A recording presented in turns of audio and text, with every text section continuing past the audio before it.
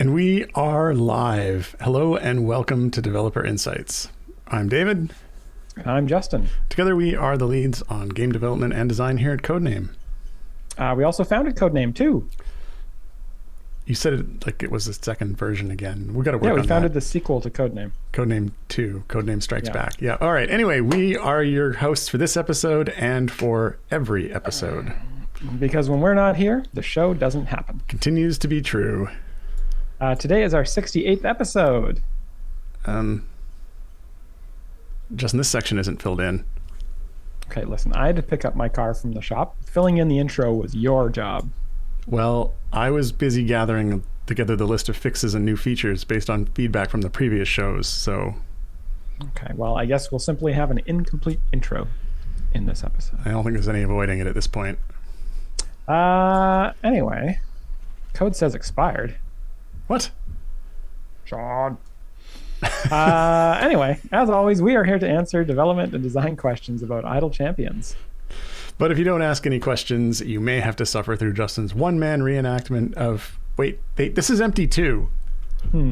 I suppose I could do a one-man reenactment of me picking up my car from the shop just now, with exciting scenes such as, wait, charge how much for an oil change? And no, I'm not paying that much for new tires. And sir, please, you're making a scene. Those are the number one hits from picking your car up from the shop. Yeah. Okay. As always, we have pulled some questions forward from the previous show that we did not get to, and we will answer some of those while we are waiting for new questions to come in. But before we get to those, I've got some updates on the items we had flagged to get looked at by the dev team, as well as... Actually, I don't think Justin has any updates after that. Not like the previous episodes.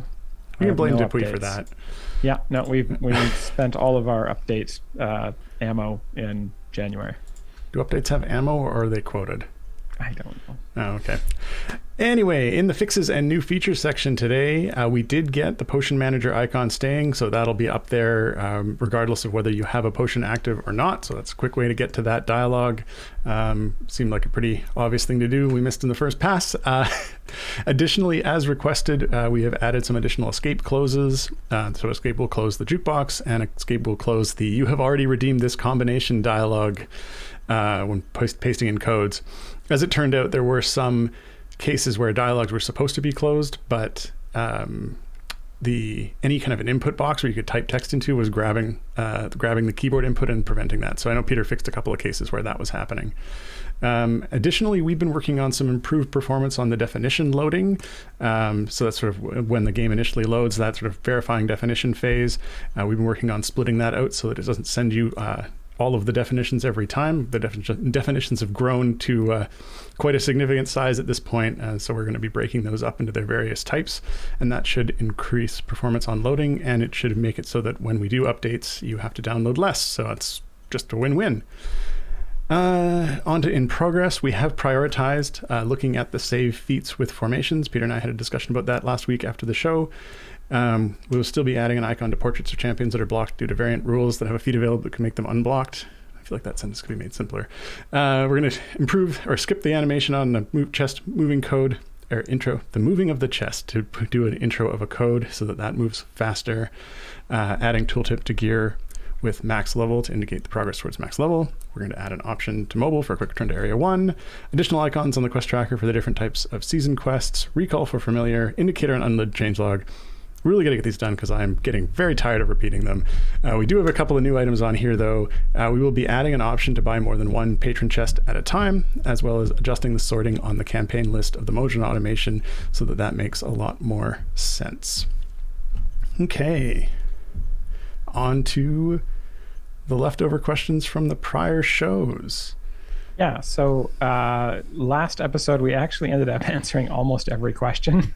So I wasn't able to find anything in there that I felt like I'd have a good answer to.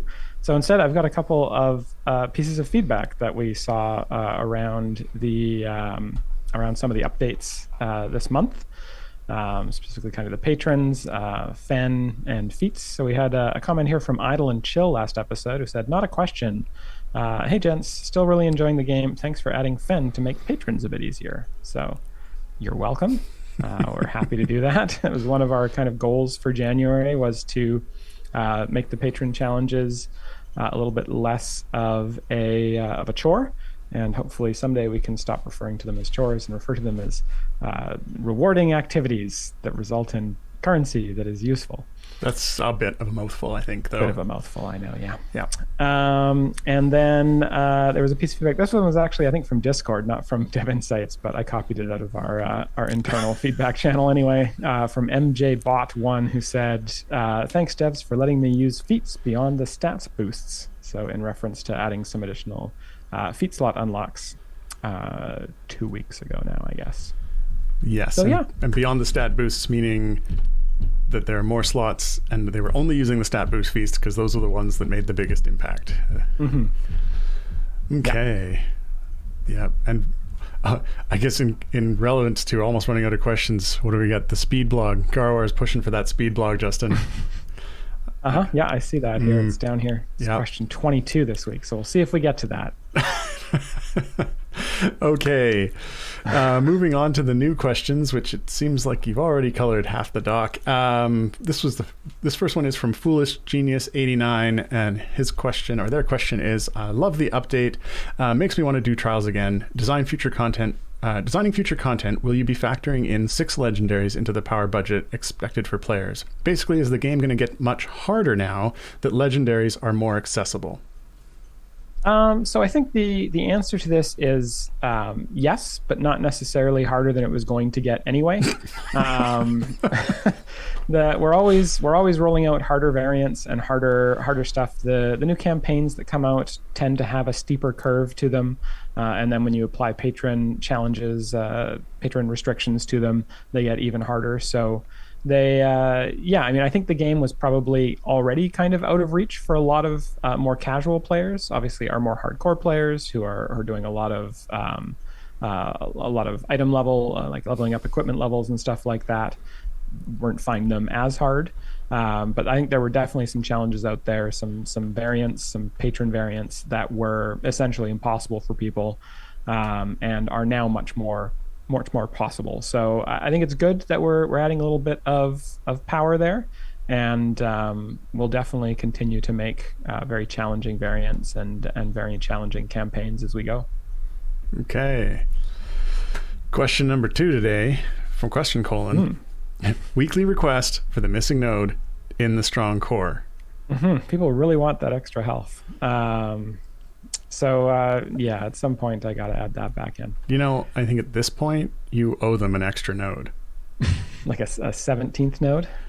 Or was it 31. 31st node? Yeah, 31st node. I mean, and I can't leave it at 31. I don't feel like that's a good number. I think it has to go to 32. I think you owe them. Maybe it was gold. Round it up. It's either gold or health. 32 nodes. Anyway, I gotta take a look at that, and the one thing I gotta do is for Modron course in the future, just double check that they've got all the right number of things before I okay them for lunch. Yeah. Okay. Next question here is Sean is attempting to share something with us. Well, we'll move on to the next question until we get that out. This question is from Random. Any chance of a lock to last full 100% jump Briv feat? Since that would enable anyone on 100% jump, 3 jump, 5 jump, not a thing, 6 jump, 7 jump, and 8 jump, and not only 9 jump, to open both patron and electrum chests. So we don't end up with more people with well over 2,000 electrums and unable to use them. Yeah, so this is the slippery slope that happens when we give you a lock to 4 jump feat. So I definitely hear this request. I think we're getting this in pretty much every episode at this point, and it's definitely something that is moving up the design sort of space internally, and it's something that I'm going to have to discuss amongst the design team and figure out if it's something that makes sense, or if because obviously it is something that the 4 jump feat was intended to make it so people would not feel fearful about opening their patron and electrum chests, and and that worked fine for people who are content with 4 jump, but for people who grind it up to 9 jumps, that definitely is not. They just end up at exactly the same issue. So yeah, it's something that we'll definitely need to look at. Okay. Looks like Sean has got us a new code, which I've just updated on the overlay, which is now "Get New Tires!" ! I guess the old one. They're really expensive. I was happy just needing new tires. I guess the old code went in with the wrong date. That's why it sounds like it probably went in with a expiry date in the past. Yeah. Well. Next question here is from Garwar, who asks, now that the Forge changes have happened, thank you, they're pretty great, the problematic UI in the Forge is now front and center. It is so much work to try to find who has a legendary and what favor it needs to upgrade it. Is solving this problem a priority for you all currently? Well, that is a good question. I'm just going to highlight that. Having that now brought to my attention, I can take a good look at that. Put that on my list to go over and see how that can be improved. I think we've talked about this in previous episodes. I think right now it sorts them by ID, like not even by seat, but by ID, by champion or hero ID, and so it's really quite horrible. Yeah, well, I mean, I think we've talked about that before as to why that ends up happening. The default sort, which is this is the order it came out of the database sort. No, I got a comment here from Mars begging us to have literally any other sort or filter. This is what happens when you have computer scientists in charge of UI design. They're like, all of the items are on the screen. What's your problem? And they're in the order. They're in the order I expect to see them in. Yeah, the order they appear everywhere. Okay. We'll get that looked at for sure. Yeah. I think some sorting options, some filter options. I like the idea of being able to filter by favor. For if you have a whole bunch of favor, maybe even just showing your favor on there. I'm not sure. There's probably a bunch of things we can do to make that a lot more useful. Yeah, and we can definitely show sort of who has a legendary very straightforwardly beyond just the other sorts. So yeah. Okay, next question. This one's from Old Man Master. Purchasing the season pass and wanting to invest into tier 11, you only need to purchase 40 rewards from the other tiers. That part feels good. If you want to get tier 11 plus the skins, feats, etc., then you have to go back and spend, in most cases, another 8k currency per tier to get said rewards. It just feels bad. Can the end tier reward unlock after 4 purchases per tier, or could pass holders get extra currency with the pass to cover the costs of some of those or some middle ground? Yeah, so this is a comment I've started to see in the last couple of weeks, and I think it makes sense that if you want those top rewards, right now we require that you purchase all the other items in the tier. I think there's definitely something we can do there and get that in for season 3, or maybe even sooner, depending on how easy it is and what the tech requirements are. But it's something that I will also discuss with the design team, figure out what makes the most sense there. Right. So you're sort of chewing on the potential of not having to buy all of the rewards on a tier to get the top reward. Is that what I'm hearing? Or having some sort of bonus currency with that top tier purchase as well. So it just doesn't feel like you're having to buy things you don't want to buy in order to get the things you do want to buy, which that's something that we were trying to fix with having it so you only need to purchase 40 rewards for tier 11, and obviously it's something where we didn't quite go far enough on that. Yeah, I definitely think that needs some thought, but I can definitely see this as coming up as a problem from, it's certainly more than the first time. Or it's not the first time we've heard that particular suggestion. So yeah. Okay, next question. I can ask you this one because this is a great one for you. Oh boy. This is from Emote, and they say, at the moment, Modron Resets close every UI element that's open, like seasons, blessings, patrons, etc. Would it be possible for them to not do that? Modron Resets. When you're in your foreground party, when there's an automated Modron reset, it just closes everything and takes you back to the main game screen. It's really annoying when you're like trying to set up, even, I mean, the one that wasn't mentioned here is like a Modron core. Like if you're in your Modron core fiddling with your pipes and then an automatic reset happens, closes it down. And you're like, wait, I was halfway through updating that. Yeah, no, it's a good. Yeah, I can see why that happens, because at that point, like, sort of everything is cleared, and then reset. Like everything loads up again, as if you'd started a new campaign, because, well, you have, or other new adventure. No, it's a good question. I'm not entirely sure. It is one of those things that feels like some of those dialogues might have might have data that would suddenly change at that point, and that's where that becomes a bit of a problem, sort of all on an individual level. They'd have to have something that detected that the data needed to be reloaded. It doesn't seem that that's impossible to do, just it's additional pieces on every one of those dialogues. Yeah. It's something that we can think about. It is sort of, I'm not sure that there's an easy fix for it. Because it is like the current code does like a teardown of everything. Yeah, it's definitely it's a big quality of life thing, because it's super annoying. Yeah, I can definitely see that. Yeah, we can put some thought into it, but I can't promise anything on it. Irene UK has an interesting suggestion in chat where if you've got like a UI open, that instead of automatically resetting, it kind of pops up like, hey, it's time for a Modron reset. Do you want to do it now or wait? Yeah, that's not a bad idea. Or something that pops up and says like reset pending. I'm going to reset in, X seconds if you don't either interrupt or approve. Yeah, because we wouldn't want it to have you've left a dialogue open and then gone away and come back and be like, why didn't it restart?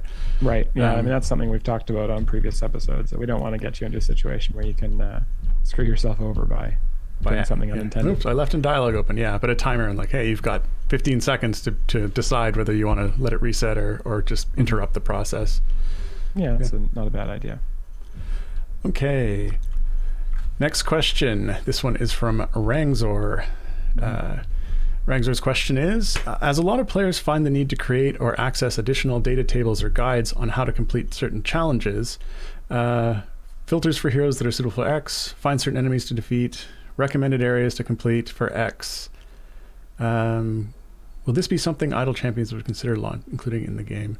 Apologies, I read that with the wrong inflection, or wrong tone the whole way. I expected it to end sooner than it did. Yeah, so I think they're just, when we've got a challenge to defeat a certain enemy, or I guess a season quest to defeat a certain type of enemy, or defeat a certain boss, or you want to go, fight favored foes of a certain type. Definitely, we don't really have anything in the game that kind of helps you do that. One of the things, I think there are some improvements for this that we do want to do. I know we've talked about having, like on adventures and variants, having like a breakdown of the monster types in that adventure. That is certainly something that we have the data for, and we can very easily do, or fairly easily do. So I think there are definitely some improvements we can make here. But I will say that I don't particularly mind situations where there's a challenging or a sort of really niche challenge or niche quest in the season that requires you to kind of either have game knowledge or go and interact with the community. I think we really like the community that we have, and we think the community we have is really good and helpful and useful, and getting more people to go and useful to each other, not useful to us. What are you saying? It's a useful community to be part of, is what I mean by that.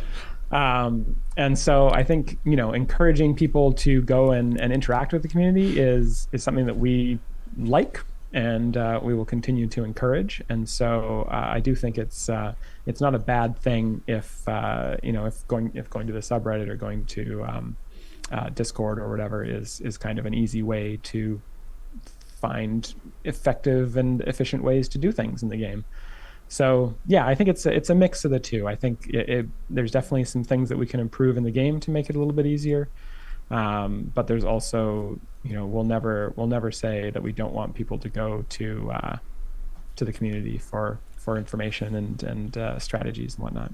Yeah, I definitely think that adds an extra dimension to a lot of this, especially if you can, the community can figure out a great way to solve a particular challenge or adventure restriction, probably often in ways because there's sort of a combined sort of brain power that's even more than that we would have if we were looking through like which adventure is best for X, and there's like hundreds of adventures to go through that actually in something like sometimes the community comes up with a much better solution than we would have found if we were going to put it in a guide like that. But then it would also set kind of expectations for sort of tutorials on things like here's the challenge and here's how you do it, here's the challenge and here's how you do it. I think it is probably sort of that's the best way to describe. I definitely think it's better that you can go to the community for that than having it sort of the answer just presented to you right there. But also gives you an opportunity to figure it out on your own first. Not that you'd click the help for that first. Not that it would preclude you doing that. But yeah. Okay, next question. This one is from Garwar, asking, when Warduke's chaotic inversion affects an ability, does it reverse the positional direction of the ability, or does it make it affect everything but the original version? I ask because it feels like we define inversion differently, and it's confusing to me.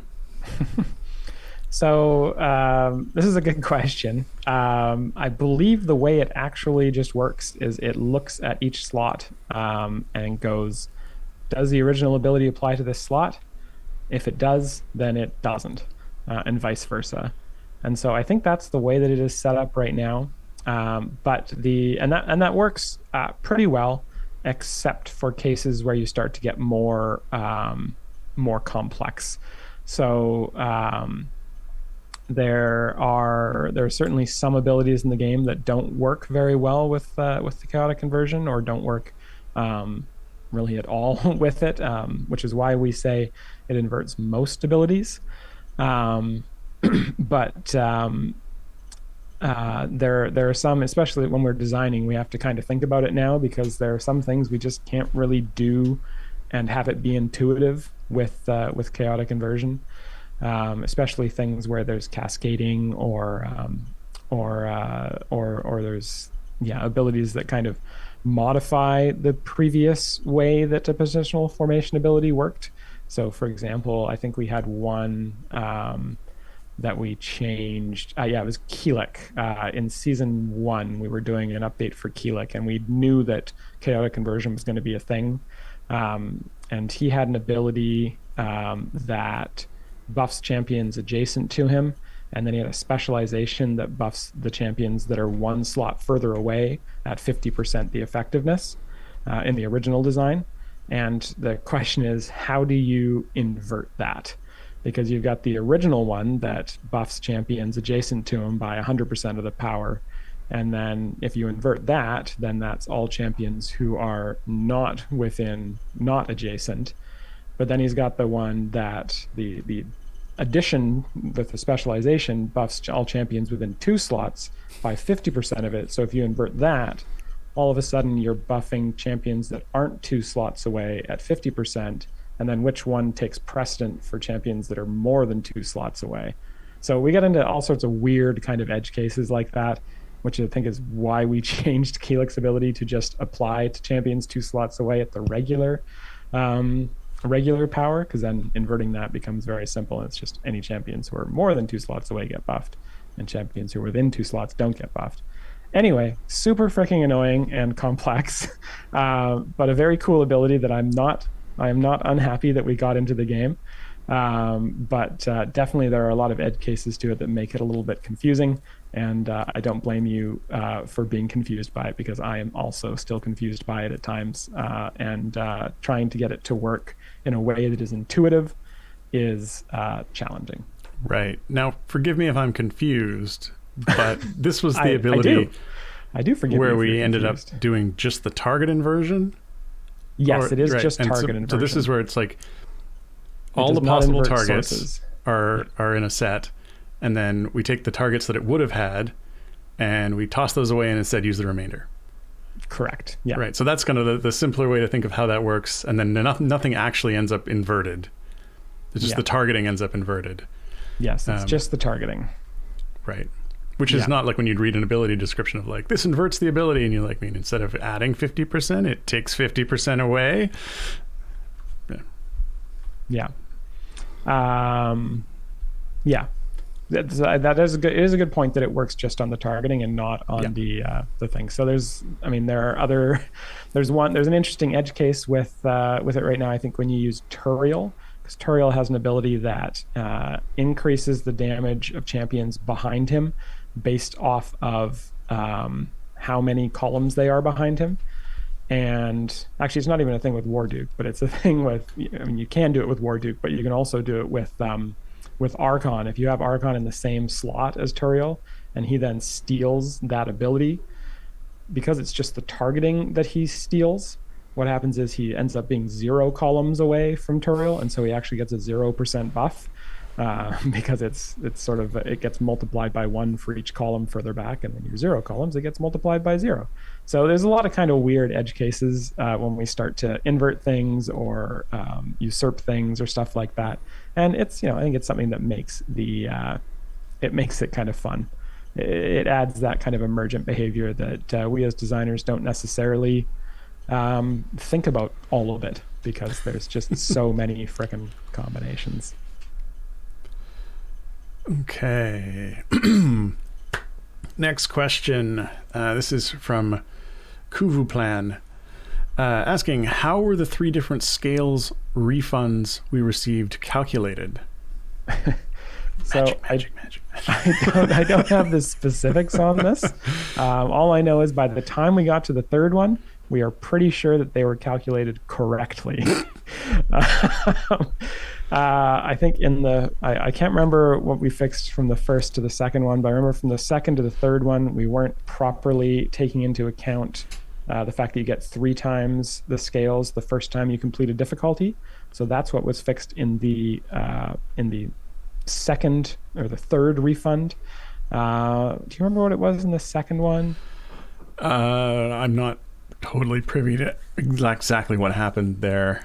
All I know is that it was an attempt to read through like the history, all of the history, and recreate what you would have had to have spent to get what you had. Yes, the 2nd refund happened because we had an off by 1 issue on the forge, the upgrade costs.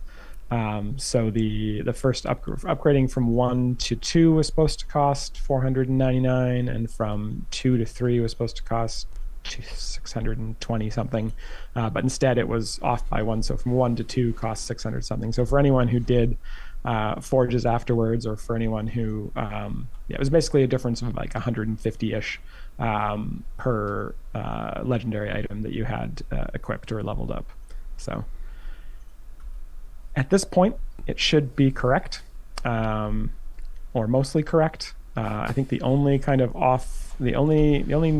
issue that we know of right now is that if you bought multiples of the Season 2 Tier 11 Scales reward, then some of those might not be properly calculated. So you'd have to open a ticket to try and get those properly refunded. But not a lot of people at Tier 11 in Season 3. There definitely are some, but not a ton. And B, a lot of the people who grinded up there very quickly were not buying scales. So it should be okay at this point. Okay. I think you do. Said that. Do you? I think sometimes. Therefore, I am. Sometimes. It is 2:30, and I think that at 2:30 we usually do a giveaway, and so I think that Sean is going to push the button to start the giveaway. If you're not aware of what our giveaway is, hooray! It's a giveaway. You've got a chance to win 42 chests of your choice. The way you do that is by typing the secret keyword into chat. This week, the keyword is forge with a capital F. I'm not sure if the capital F is important or if it's case insensitive, but type forge into chat. You will have you'll be entered to win 42 chests of your choice. They can be any chest in the game. They can't be Glory Bahamut chests, and they can't be the epic like 1,100 sized silver and gold chests, which we haven't actually put into the game yet. But they can be any other chest. So you could even get a whole bunch of Fen gear if you wanted. You could get a whole bunch of Rosy gear. You could get a whole bunch of Modron component chests. But yeah, so enter that giveaway. You'll have a chance to win. Can you get a clairvoyant Modron component chest?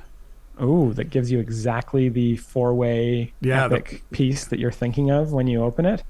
No, you cannot. That doesn't exist in the game. Thank you for asking, though. Can we prioritize that? I feel like that would be a really popular one. Sounds like something that would probably be shreddable. Oh boy. Next little inside joke. Next question. This one is from Emote. The supercharged achievement Pipe Dream is still impossible to get, even after the Auroras core. Am I saying Auroras? Why can't I say that? Auroras core release. Right.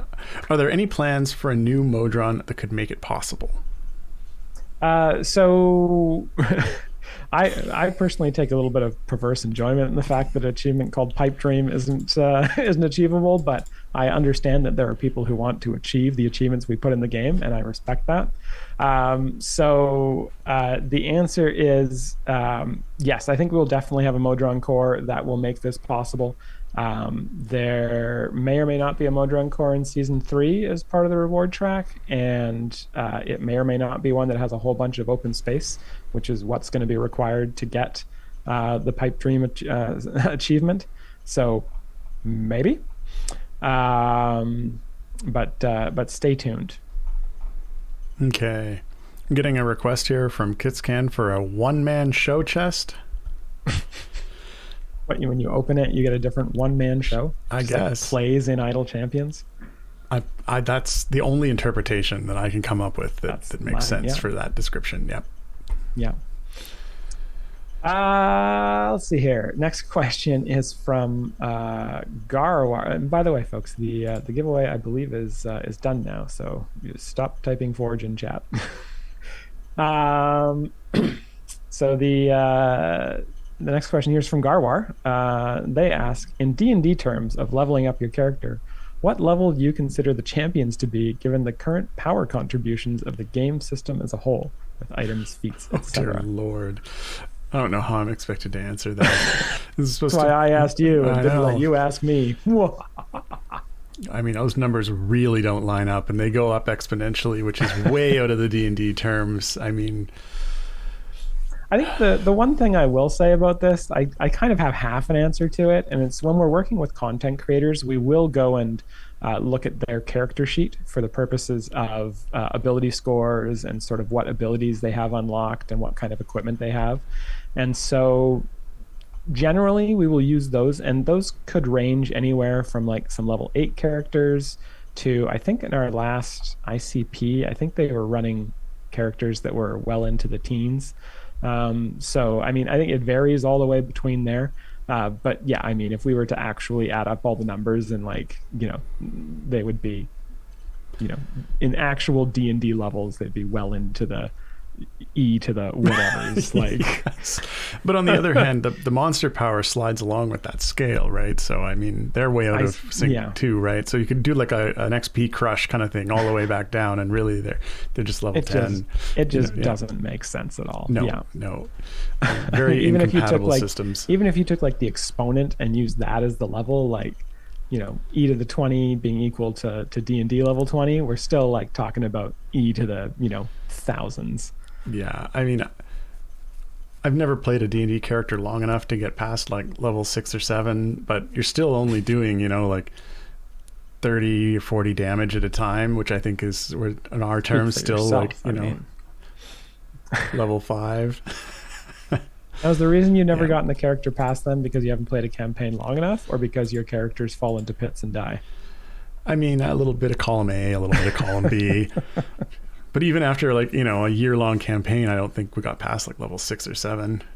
You need a more generous DM. Yeah, that's because typically the DMs or the game sessions start with, you know, you have a 3-hour session, and you have an hour of setup and chatting, and then an hour of play, and then an hour of, you know, so you never get any progress. Be like, you enter the inn, everyone gains a level. You pick up the quest. Everyone gains a level. Oh dear. Journey to the quest location. Everybody gains a level. That's right. All right, everyone stop and level up your character. It takes half an hour. And the session is over. You've done nothing. Yeah. But at least you've leveled up 3 times. Okay, next question. This is from OG17. Might there be a system to combine feat tiers of the same effect, essentially making each unique effect act as a single feat? Having four slots is welcome, but it keeps a lot of the issues we saw with 2. Many characters could use consolidation. Yeah, so I think the thing I will say is that adding the 2 feat slots was, to a certain degree, a little bit of a I don't want to say band-aid, but a little bit of a temporary solution to folks having a whole bunch of feats. There is more we want to do with the feat system. Adding the slots was a relatively easy thing that we could do, and didn't actually take any dev time at all. It was purely in data, so it was very easy for us to do. A stopgap, that's a good one, Old Man Master. So I would say that ideally there's more feat updates coming that are more than just adding feat slots. So yeah, there's a bunch of stuff we want to do to try and make feats just in general more useful and more desirable to collect as many feats as you can. So yeah, and yeah, from the chat, Lucky Kappa saying our sessions generally last 10 to 14 hours. Well, see, that's how you do it. You really get rid of that overhead costs on either end if you can spend 10 to 14 hours. Yeah. Okay. Next question is from Avenged Against, asking, when selecting your party team and it shows what mission they are on, can we see if they are on a patron mission? So I highlighted this one because don't we show if there's an active patron on the party's dialogue? I thought we did. I thought we did on the multi-party dialogue, if that's what they're referring to. So too. I thought we showed an icon, like the portrait of the patron. I thought we did. I could be wrong. Too. No, we're getting you do and we do. Kind of saying we do. You so do. Maybe they mean somewhere. Maybe they mean somewhere else in the game. Avenged Against. If you could, if you're still out there. If you could clarify what you're asking about there, that would be fantastic. Uh-oh. Maybe they just missed the portrait. I can see them in chat now. Okay. Hopefully it's there and we're not just making you feel... Yeah. Well, you got your wish granted. It's there now for you. Bam, we did it. We coded it up while we're just that good. Stream run time machine. We went back and did it. Okay, next question. This one is from Kinra Vip. May we please get the Hunter Potions and Modron Potions back as a reward in Season 3? Yeah, so I don't have a specific answer for you on this, but I think it's a good opportunity for me to maybe talk a little bit about the season rewards and sort of our approach to them thus far. And I would say our approach to them thus far has been fairly experimental. We are kind of trying different things in each season and seeing what is popular and what is unpopular. And so I will say that in Season 3, we're going to do another set of kind of slight changes and experiments. And hopefully as we sort of, as we process all the data from Season 1, 2, and 3, that going into Season 4 and especially Season 5, we'll start to sort of nail down what the kind of best things to do are. And no, OG17, we are not going to do expired fire breath potions. They're expired. They're all bad. Don't drink them. Yeah, the expiry date on that is years old now. Yeah. Yeah, this isn't like a suggested expiry date. This is that could really poison you. Kind of. This is literally like I wouldn't be drinking those ones. Yeah, I had an experience with that just the other day. I had some vegetables and I was trying to get some dip for it, and I had some salad dressing that expired in, I believe it was July, and I looked at it, I was like, looks good, smells good. No, it did not. That was a mistake. No, it was July 2018. Yeah, no, it was, I thought it was fine. 6 months, whatever, it's good. It wasn't good. No. No. Okay. So just 6 months old, throw it out. All right. The next question here is also from Avenged Against. It's their chance at redemption. Hopefully asking for a feature that we don't have in the game, and I can verify that we don't have this. So we'll ask this one. They say, when selecting a variant, is there any way to see if the current team is eligible, or maybe at least say 8 out of 10 characters from the current team are available in the variant? This is basically like you go to reset, you're trying to pick a new adventure, and the game knows what the formation you had in your last adventure was, and sort of tells you, hey, you won't be able to use your formation from the last adventure in this one because there's some restriction that blocks a bunch of them out. Yeah, I mean, it feels like it might be a little bit tricky just in terms of how many options would be there. If you know you have other champions that are in those seats. I mean, there's also, I think maybe something that we could do along this would just be to tell you like how many of your champions are eligible, like just in total, and potentially also kind of referring back to the feat thing, how many champions would be available with feats. That would certainly, I think, be pretty trivial to do. It wouldn't be too bad, I don't think. Certainly, we should have all that data. We would have all of we'd know all the game changes, so we'd be able to just kind of run a pre-calculation step on that. So certainly, there's some stuff we could do there. Randram has a good point of how would that calculate Nahara, DM, Nahan interactions. That it would certainly be. Toringan has an interesting suggestion there of like how many different slots you have champions for, or how many champions you have available in each slot. It's like I think there's a lot of interesting things we could do there. Kind of like it would have to be some sort of like details breakdown for the variant. Could be a good place to show like the monster breakdowns as well. Or like what the boss types are, stuff like that. Comments left there by other players. Comments left by the campfire by other players. What was the last game that did idea. That? Oh no! The Dark Souls games, I think, do that. You can leave little messages behind, and they'll be like, "Look out! There's a skeleton behind you that's about to cut off your head." Rough. That's a fun feature. Okay. Next question. This is also from Avenged Against. Mobile only. Maybe a way to sneak a clock onto the screen next to the bud would work well. Yeah, I highlighted this one because I wanted to ask you, but it's certainly an interesting idea of just being able to kind of keep track of, what time it is when you're playing on mobile, especially. I know I've definitely had long sessions, not just of Idle Champions, but of other games as well, where it's like I'll look at my watch or like back out of the game for a second and be like, oh, it's 2 a.m. I should probably try and get some sleep tonight. I hope you'd notice it was 2 a.m. But well, I got to say that hasn't happened recently. Yeah, I notice very much when it's 2 a.m. these days. Yeah, it needs what we need is the add in like the Nintendo games have. It's like, have you been playing for a while? Have you been outside lately? Please get up, stretch your legs. Yeah.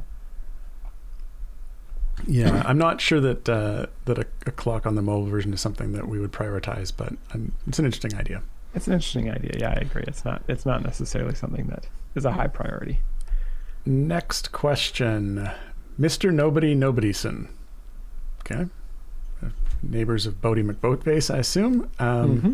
Love the reduction in scales cost to forge legendaries. However, why retain the favor cost when probably everyone does a deep push before upgrading legendaries to avoid losing favor? So this is a fair question. So they're referring to the basically it costs E1 favor, one order of magnitude of favor to upgrade a legendary. And so I think probably originally the reason this was in was to slow down how often you upgraded legendaries and just give it kind of a more permanent cost that felt significant. maybe it doesn't feel as significant anymore, and so it's potentially something we could look at. It's not something that I looked at when we were doing kind of the rebalance of the costs. The main thing I was looking at there was the scales costs and the just the overall minimum favor you needed. And I'm still happy with both, or I'm happy with both of those. But I think it's possible that that's something that we could look at in the future. Okay. Next question. This one is from Foolish Genius 89. How did you land on 20 being the cap level for legendaries? So this actually goes all the way back to when we first did Dismantle. We were looking at what the maximum level of the legendary potions was going to be, because we had to decide on that. Previously, there wasn't really a level cap for legendaries. And my initial feeling was that the level cap would be level 10, because I figured once you get up there, you're spending quite a bit of scales, and that there probably wouldn't be too many people who had gotten their legendaries over level 10. And then we went and looked at the data, and it turned out there was a bunch of people who had gotten their legendary levels over 10. And so we decided to do 20 for the legendary potion cap. And then when we were getting to the point of getting these legendary changes, we were like, is 20 the actual like hard cap we want to do? Because it wasn't actually a hard cap with the potions. It was just kind of, if you disenchanted or if you dismantled a legendary higher than that, you would just get a level 20 potion, because that's the maximum level of potion we put in. So we went and looked at the actual data of how many people had legendaries over level 20, and it turned out I think it was only 34 items in the entire game out of millions and millions of items that were over level 20. And so we were like, yeah, that seemed like a good place to put a hard cap.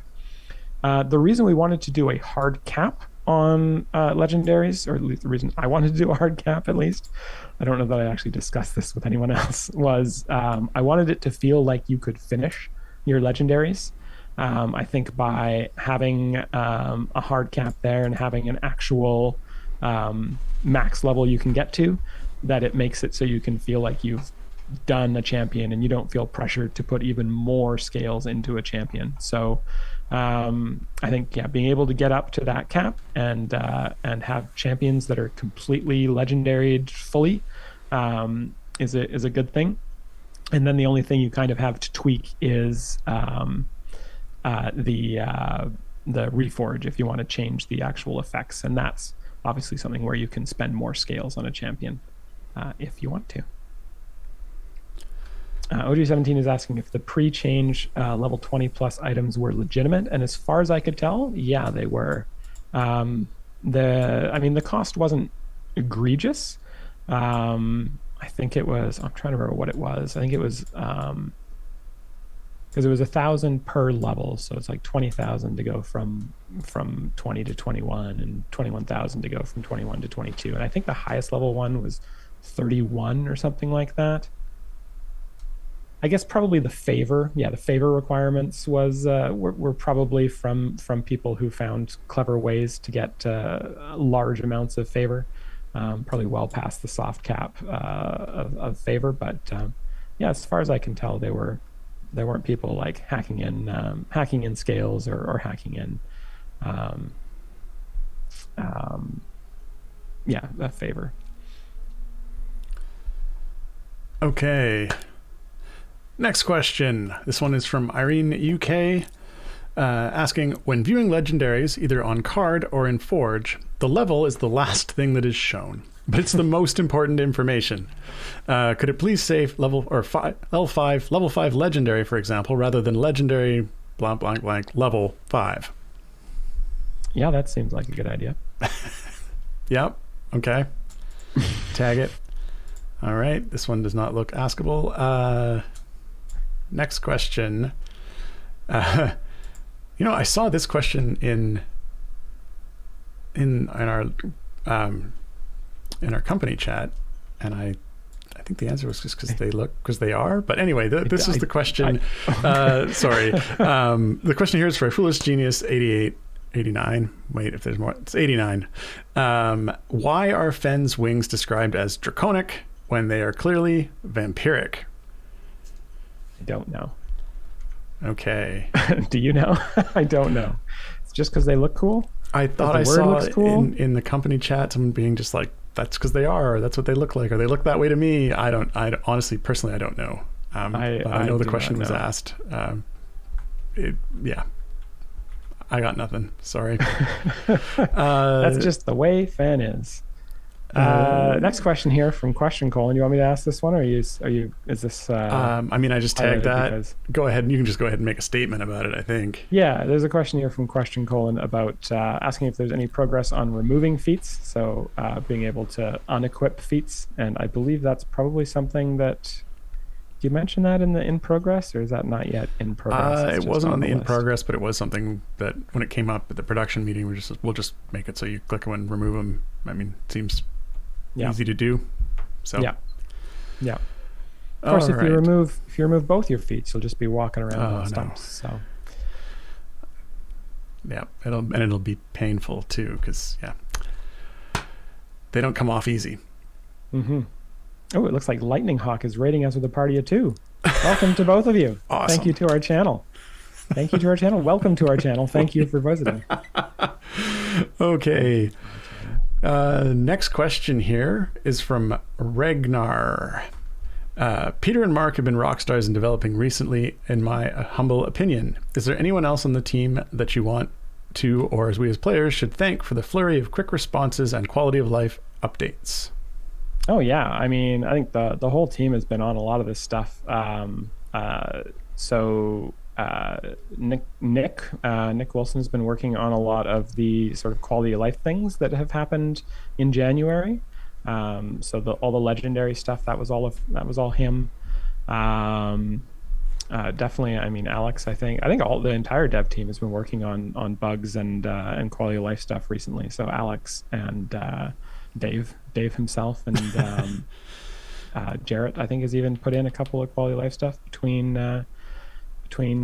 champion implementations. Yeah, and the potion manager was something that which we got in quite quick before Christmas. Was something that we mocked up on a whiteboard, and then Alex had that in about a week. So shout out to Alex for getting that in so quickly. So okay. What do we got for time? A few more questions, I think. Mm-hmm. There was a question I wanted to jump to here before we ran out of time, Justin, because I thought it was an interesting question. And this is from Ken Day asking, I've supported this game for a long time, and I've managed to get a little bit of a stock of potions of polish. 67, actually. So that's quite a few. Yes, just a little. Any chance there will be something new that we can use these on in the future? Man, that is an interesting question. Obviously, thank you for your support. Obviously, if you have 67 potions of polish, you have been a great supporter of the game, and we very much appreciate that. It's certainly a huge challenge for us because, this is going to be a fairly niche problem. To have this many potions of polish stored up and have no champions to use them on. So it would have to be a pretty specific solution, I think. It's hard to say. I mean, I think so. One thing I have been working on for the previous 4 hours is spoilers. is the kind of potion trading system. We're starting to explore that. I think we've talked about that on previous shows, so it's not a huge spoiler to say that we're thinking about it. And so maybe this is something that we can address in there, because there's obviously there are not enough champions being released for you to ever use those. But maybe we can have some way to trade those for something useful, or convert them to something useful. Oh, is that Sean on the CNE Games account, I think, or is that Mars? It's I will do the caveat that I always do when we talk about things on Dev Insights. Just because we talk about something on Dev Insights doesn't necessarily mean that it's going to happen. It just means that it's something that we're thinking about, or something that we're happy to talk about. There are no promises when it comes to sort of hypotheticals and things we discuss on this show. So. Yeah. Yeah. But it's happening and it's coming out next week. No. No, 2 weeks. We'll get Alex on it, like the potion manager. Yeah, but definitely something we're putting serious thought into. Okay, let's see. Next question is from Weffin. That's right. Weffin asks, can you make some sort of mechanism to convert lower end contracts into higher ones? It makes it easier to redeeming contracts, both blacksmith and bounty. Yeah, what an interesting idea. The idea of converting lower end things into higher end things. No, but this is for contracts. We were strictly talking about potions. Yeah, you can't really pour contracts into other vials, so it doesn't make quite as much sense to do this through an apothecary. But yeah, I think that some sort of notary. No, you go to the lawyer's office, and yeah. I mean, I think it's a good idea. Or some, so even if it's not a way to convert the contracts from one to the other, then certainly some way to use them more efficiently, I think would probably be fine. But yeah, I think that's something we will probably end up doing down the road. Yep. All right. I think that's it. I think we're out of time. Yep. Don't want to run into the next show. Yeah, we do have a fair number left over this week to follow up on next week. We're cutting it close last week, so. Yeah, there's a lot of like feast or famine here. Where last week we almost ran out of questions, and this week we've got like twice as many as we answered, still unanswered. Cool. Okay, well, if we didn't get to your question this week, as we mentioned, don't worry, you'll have another opportunity. We'll be live again next week, where we will answer some of the ones that were asked this week, but probably more of the ones that will be asked next week. Before we sign off, though, we'd like to thank our tireless mods. This week, it was Sean and Mars. Those are the two guys who copy your questions into our aforementioned questions document and make chat awesome. So thanks to both of you. And of course, thanks to all of you for hanging out, watching the stream, asking such great questions, and for enjoying the game. Without you, no one here would get to do what we do. And we like what we do. All right. Enjoy the rest of your day, everyone. Bye. All right. To whoever stole my copy of Microsoft Office, I will find you. You have my word. That's an old one, man.